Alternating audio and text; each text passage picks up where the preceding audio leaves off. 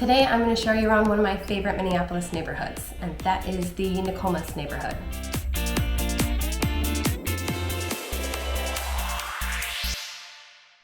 Technically, it's the Nokomis community because it's made up of smaller neighborhoods, but just for simplicity's sake, I'm going to say Nokomis.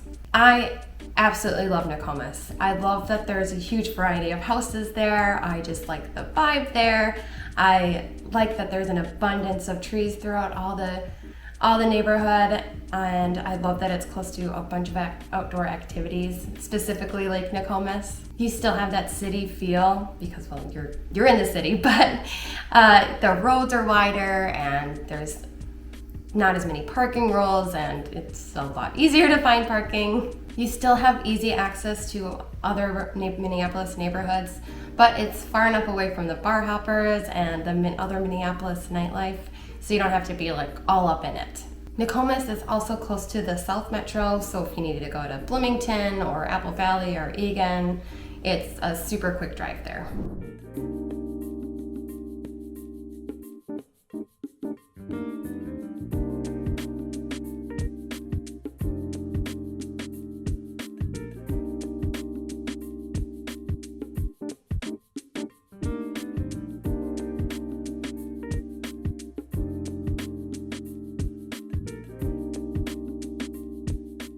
Nokomis has 35W to the west, 42nd Street to the north. Part of its eastern border lines up with 55, but then indents and runs along 46th Avenue. And the southern border runs mostly along Highway 62. Right off the bat, I want to mention an underrated pro of Nokomis, and that's that you can get to several major highways in under 5 minutes. 35W, Highway 77, Highway 62, and 494. Freaking awesome.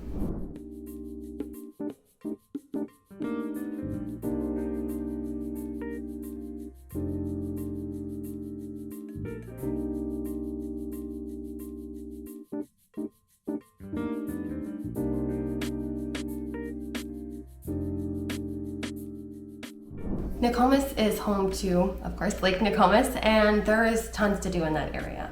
A lot of people move there just for the sense of community and the availability of outdoor activities.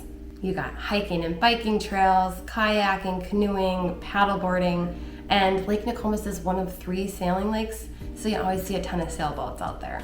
If you don't have your own gear, your own kayak or canoe, or maybe you just don't want to carry it to the beach, you can always rent it out from this place called Wheel Fun Rentals. They're all throughout Minneapolis. Seriously, as soon as it's sunny and 50 degrees in the spring, the Minnesotans emerge from their hibernation and go to stroll or walk or rollerblade around Lake Nokomis. My friend lives just a few blocks from Lake Nokomis, so whenever him and I meet up, we take his Beagle on a walk around the lake, and there's always tons of people out there looking super happy, walking around in the sun. I will give you a tip, and it may be super obvious, but you don't have to pay for parking. There are a ton of paid lots that you can park in, but there's free parking literally across the street. If you're going to spend a day at the beach and you have to bring a ton of shit and you just don't want to walk it that far, I understand. You go ahead and pay for parking, but just throwing it out there, tons of free parking everywhere.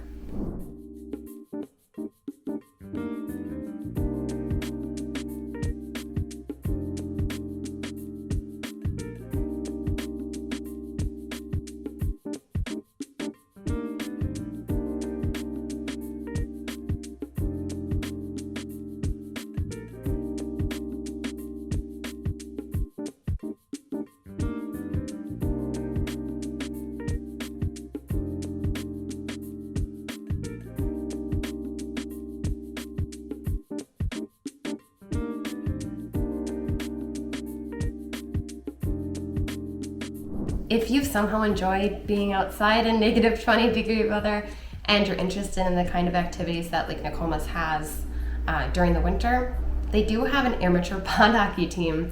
And I know it's just a strictly for fun kind of thing, but they serve beer all day, and I think they have food, but I know at least they have some snacks.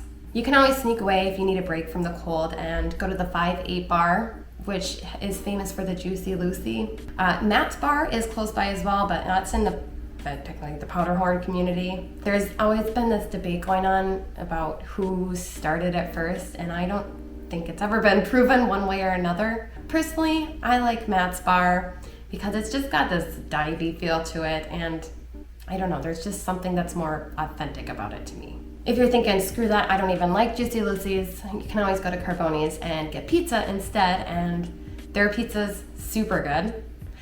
I have definitely eaten an entire large pizza to myself.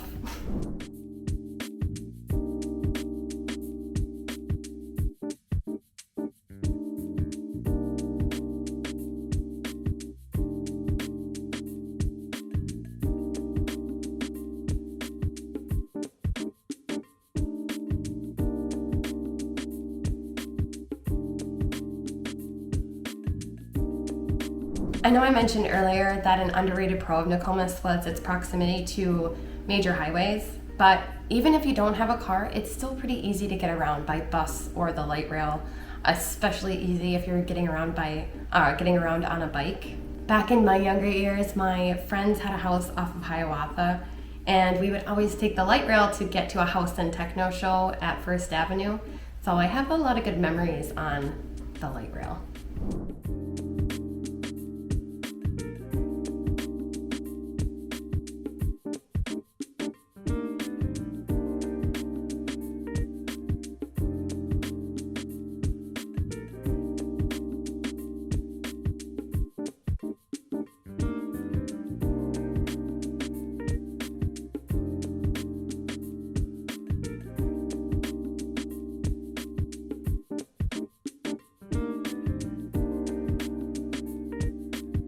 As for schools, Nokomis is part of the Minneapolis Public School District, which is huge, but niche.com gave schools in the Nokomis area like a B or B-. If you are interested in schools, I highly recommend going to the website, to the niche.com website for yourself, because they're graded on multiple different criteria and some may be more important to you than others. Another good resource is greatschools.org.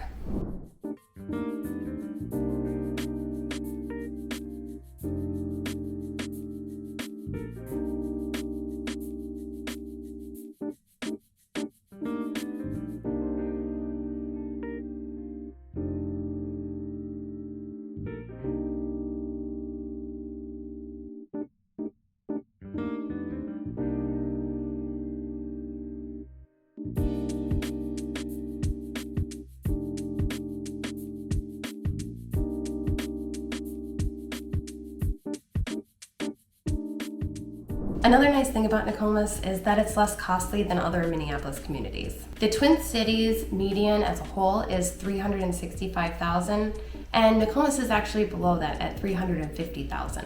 In 2022, at least 145 homes sold for under $300,000, and 50 of those homes were under $250,000.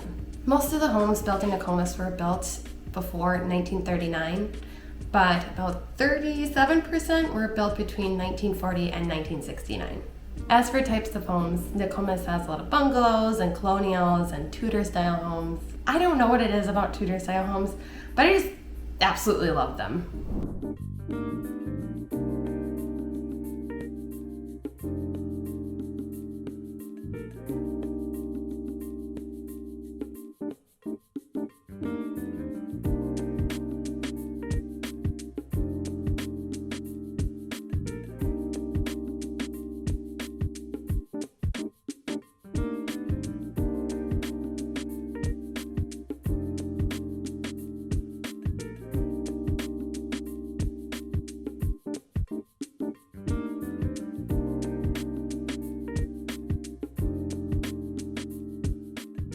Before I talk about a couple of cons, I just want to throw this out there. If you are thinking about making a move to the Twin Cities, I would love if you reached out to me. You can find me on Facebook or Instagram and send me a DM, or you can give me a call, send me a text or email. Whatever you prefer, I would love to help you find your home in the Twin Cities. On with the cons. Nokomis is the closest Minneapolis neighborhood to the airport, and some parts are directly under the flight path, so it can get a little noisy. In the late 90s or so, they actually changed the flight path So the people that were affected were super pissed, and the Metropolitan Airport Commission, I think that's what it's called, gave everybody money to put toward new soundproof windows. I don't think it's that bad, but I used to live next to an Air Force base. But hey, if that's something that annoys you, then that might be a deal breaker for you.